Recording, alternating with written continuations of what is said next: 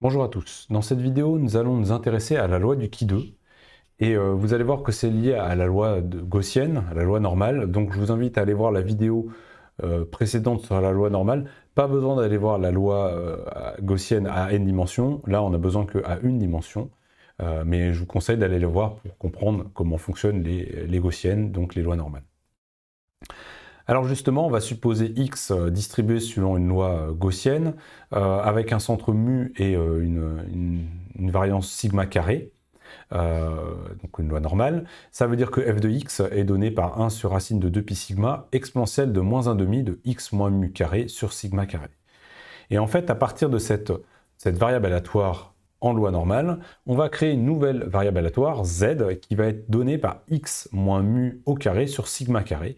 Donc on a une fonction h qui finalement est donnée par x moins mu au carré sur sigma carré. Et on l'applique à grand X. Alors, voilà la situation. Ici, vous avez votre loi normale, donc f de x. Et puis ici, vous avez la fonction h de x qui est représentée et qui est centrée au même endroit. Hein. C'est symétrique de part et d'autre. Le sigma ici, je l'ai mis un peu, pour vous donner l'ordre de grandeur, je l'ai mis pas tout à fait au bon endroit, mais voilà, c'est à titre indicatif. Alors nous, la question qu'on se pose, c'est quelle est la distribution de la variable aléatoire z qui est définie comme ça. Alors le truc, c'est qu'on n'a en fait qu'une transformation de variable à faire pour trouver notre FDP, donc c'est faisable, on a vu précédemment comment faire, mais là on est un cas dans lequel la fonction h n'est pas monotone. Elle est décroissante dans cette partie et croissante dans cette partie. Très bien, c'est pas forcément très problématique. Et la question qu'on va se poser, qu'on s'était posée quand on avait fait ça, hein, quand on appliquait une fonction à une FDP, c'est quelle est la probabilité finalement que notre z soit compris entre z et z plus dz. Et ça revient à se dire, bah, c'est la probabilité d'être compris entre cet intervalle-là, entre ce point-là et ce point-là. Hein.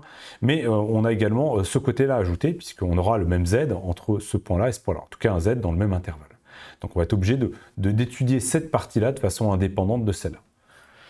Alors, cette probabilité, en fait, elle est facile à calculer. La probabilité, finalement, d'être dans cet intervalle, c'est la probabilité que x soit dans cet intervalle-là ou là. Donc on peut l'écrire de la façon suivante. La probabilité que grand Z soit compris entre petit z et z plus delta z, c'est la probabilité que x soit compris entre x1 et x plus delta x1, x1 étant ici et x1 plus delta x1 étant là, plus la probabilité que x soit compris entre x2 ici et x2 plus delta x2 ici. Alors ça pourrait être compliqué à calculer, mais on a une chance assez forte, c'est que on a un système qui est... on a une fonction h qui est symétrique. Donc finalement, si on calcule la probabilité d'être dans cette zone-là, ce sera exactement la même qui est ici. Donc finalement, on peut dire que la probabilité pour z, c'est 2 fois la probabilité d'être dans cette région-là. Et voilà, ça simplifie déjà les calculs. Et dans cette zone-là, si on considère qu'on s'intéresse à x plus grand que mu, on a une fonction monotone qui est que croissante. Donc il suffit d'étudier la moitié et tout multiplier par 2 pour trouver notre probabilité. Alors la conséquence, c'est qu'on multiplie par 2 la distribution. Là, ici, j'ai écrit la probabilité d'être comprise entre 2 points. Donc ça veut dire qu'on va multiplier par 2 la FDP. Donc pour trouver la FDP, on va utiliser ce qu'on avait vu sur l'application d'une fonction monotone sur une FDP. Donc on va dire que la fonction de densité de probabilité sur Z, c'est 2 fois 1 sur h' calculé en x2 fois f de x2. Alors on va remplacer x2, on peut le trouver à partir de z, donc c'est ce qu'on va chercher à faire, on va exprimer x2 à partir de z, mais d'abord on calcule la dérivée, il suffit de dériver la fonction h et de la calculer en x2, donc la dérivée est très simple à calculer, hein, c'est 2x moins mu sur sigma carré, et je remplace x par x2, donc j'obtiens ce terme-là.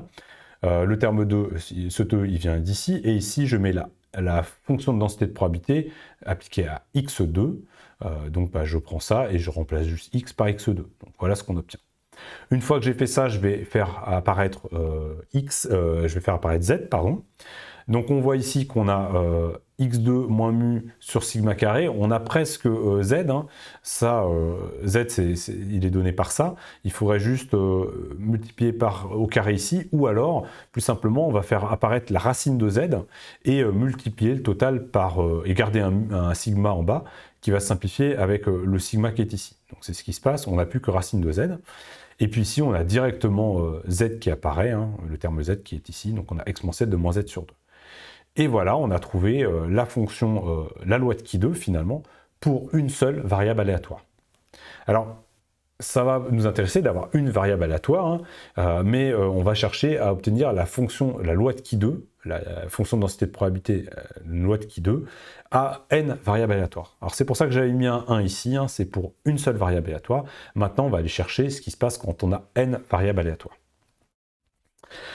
Alors, on peut quand même déterminer la fonction caractéristique, il suffit de faire le calcul. Le calcul est très très simple, hein. Vous prenez cette fonction de densité de probabilité, vous calculez ce qui ressemble à la transformée de Fourier, et vous allez obtenir 1 sur racine de 1 moins 2it. Je vous laisse faire ce calcul qui est très simple. Maintenant, donc, on va créer on va s'intéresser à la loi de Qui2 à plusieurs variables aléatoires indépendantes. Donc, on va dire que z, c'est la somme cette fois-ci de n variables aléatoires x, et on va faire xi moins mu i au carré sur sigma carré, sachant que chacune de mes variables aléatoires xi va suivre une loi normale de moyenne mu i et de variance sigma i carré. Donc voilà ce qu'on obtient, et on va supposer qu'elles sont indépendantes. Alors qu'est-ce qu'on fait pour trouver la FDP de z? Et bien, comme on a des variables indépendantes, on va pouvoir faire directement le produit des fonctions caractéristiques. Donc finalement, la fonction caractéristique phi n, ici, ça va être le produit des fonctions caractéristiques associées à chaque variable xi. Et on a vu que chaque variable suivait une loi de Qui2 à une dimension. Donc on a finalement 1 sur 1 moins 2it pour chacune des variables aléatoires, en racine, pardon, il y avait une racine en bas. Hein. Donc finalement on obtient 1 sur 1 moins 2it, le tout puissance n divisé par 2 pour faire apparaître la racine. Donc on a trouvé déjà tout de suite la fonction caractéristique de notre loi de Qui2 à n variables indépendantes. Donc ça, c'était pas compliqué. Ce qui va être compliqué, c'est de trouver la FDP donc de cette variable z. Et donc, il va falloir faire la transformée de Fourier inverse.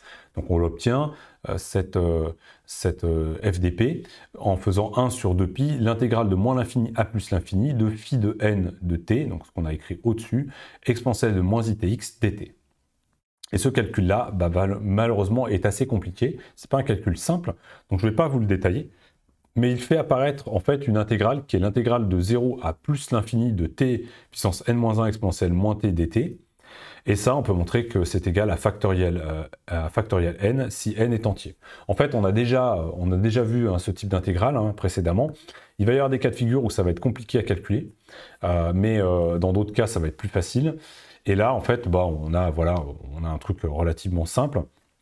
Alors cette fonction gamma n qu'on va retrouver à plein d'endroits, gamma de x plus 1, c'est x gamma de x, ça c'est une propriété, et donc en fait c'est pour ça qu'on retrouve le factoriel si n est un entier. Qu'est-ce qu'on obtient? Si on fait le calcul, on va trouver 1 sur 2 puissance n sur 2, gamma de n sur 2, x puissance n sur 2 moins 1, exponentielle de moins x2. Et ça, donc, c'est la fonction, donc c'est la loi du Qui2 à n variable, à n dimensions ou à n variables indépendantes. Ok, on va garder ce résultat en tête et on s'en servira plus tard, mais l'utilisation principale de cette loi de Qui2, ça va être la suivante. Imaginons qu'on a des points de mesure, donc ça c'est mes points de mesure, j'en ai mis 3, mais c'est vraiment histoire d'illustrer le dessin, et j'ai une courbe que je veux ajuster sur mes points de mesure. Donc j'ai un modèle à ajuster. Ce que je vais faire, c'est que je vais calculer ce qu'on appelle le Qui2, en le définissant de la façon suivante, c'est le modèle moins la valeur mesurée divisée par l'incertitude de chacune de mes mesures, le tout au carré, et je vais faire la somme de mes mesures, et ça je vais appeler ça un Qui2, et cette variable aléatoire que je vais créer ici va suivre une distribution